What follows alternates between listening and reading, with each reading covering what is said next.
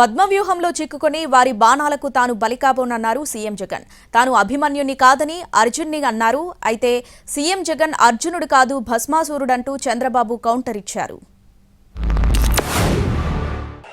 వెన్నుపోట్లు, పొత్తులు, ఎత్తులు, జిత్తుల పద్మవ్యూహం కనిపిస్తా ఉంది అక్కడ. కానీ పద్మవ్యూహంలో చిక్కుకొని వారి బాణాలకు బలైపోవడానికి ఇక్కడ ఉన్నది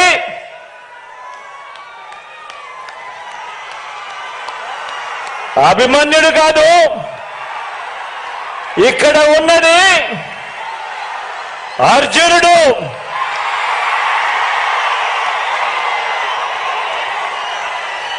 ఆ అర్జునుడికి తోడు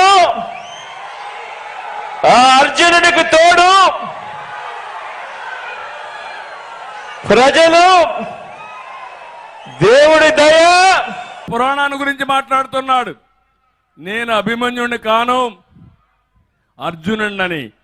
నువ్వు అభిమన్యుడు కాదు, అర్జునుడివి కాదు, నువ్వు భస్మాసురుడివి.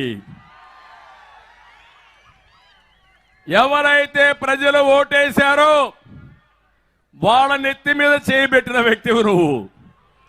మళ్ళీ రేపు రాబోయే రోజుల్లో 70 రోజులే, 73 రోజులే, 72 అనుకుంటాను ఈ రోజు నుంచి. 72 రోజుల్లో ఆ ఓటు నీ నెత్తిన పెట్టి నీకు వ్యతిరేకంగా వేసి నిన్ను భస్మాసుర వధ చేసే బాధ్యత 5 కోట్ల ప్రజానీకం అదని చెప్పి నేను మీకు తెలియజేస్తున్నా.